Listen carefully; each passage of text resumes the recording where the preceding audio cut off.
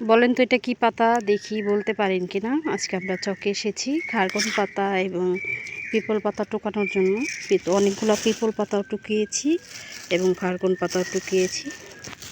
দেখেন।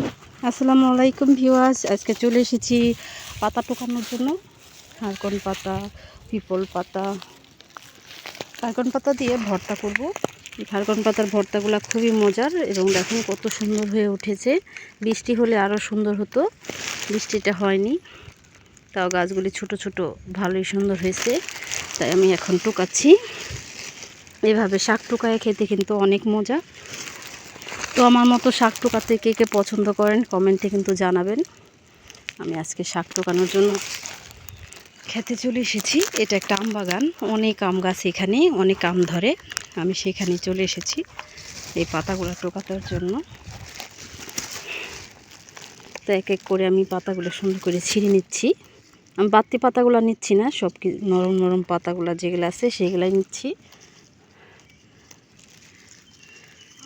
এটা ভর্তা বানিয়ে খাবো।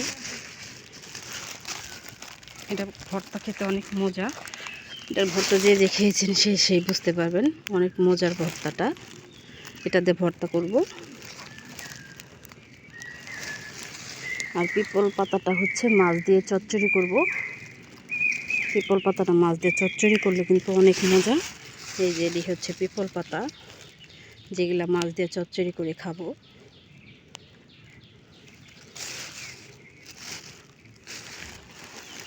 এখানে অনেক আরও হতো যদি বৃষ্টি হতো, বৃষ্টি নেই তো, তাই পাতাগুলো ওই রকমভাবে হয়নি।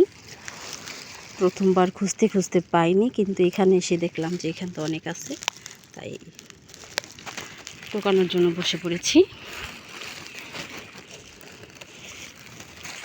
এখানে তো অনেক কচু শাক হয়, এখনও কচু শাকগুলা ছোট আছে, বড় হয়নি। যখন বড় হবে তখন আবার কচু শাক নিতে আসবো। অনেকগুলা টুকিয়েছি, দেখেন দুইটা ব্যাগ ভরেছি, একটার মধ্যে পিপল পাতা, একটার মধ্যে হচ্ছে খারকন পাতা।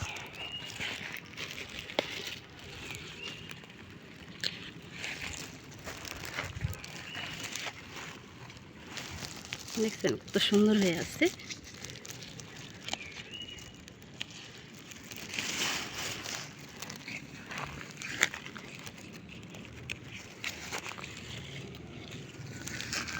এখানে কত সুন্দর করে পাতাগুলো হয়ে আছে, দেখছেন কত সুন্দর সুন্দর পাতা। এগুলো নিয়ে এখন বাসায় যাব, বাসায় যেয়ে পরিষ্কার করে বেছে ধুয়ে তারপরে রান্না করব। এখানে অনেক কচু হচ্ছে, এই কচুর লতিগুলাও খেতে অনেক মজা।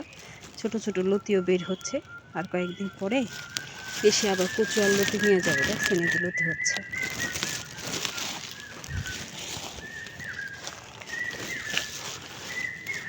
প্রচুর গরম, গরমে আমি সমানে ঘেমে যাচ্ছি, আর সহ্য হচ্ছে না, চলে যেতে হবে, কারণ আর টুকাই।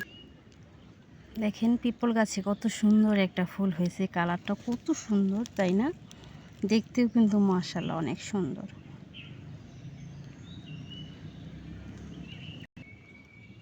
দেখছেন কত সুন্দরভাবে ফুলটা ফুটেছে। এদিকে অনেক সুন্দর সুন্দর সেচি শাক উঠেছে। তো সেচি শাকগুলো আবার টোকাতে জন্য চলে আসবো। দেখেন কত সুন্দর শাক হয়েছে, ক্ষেতটা ভরা অনেক।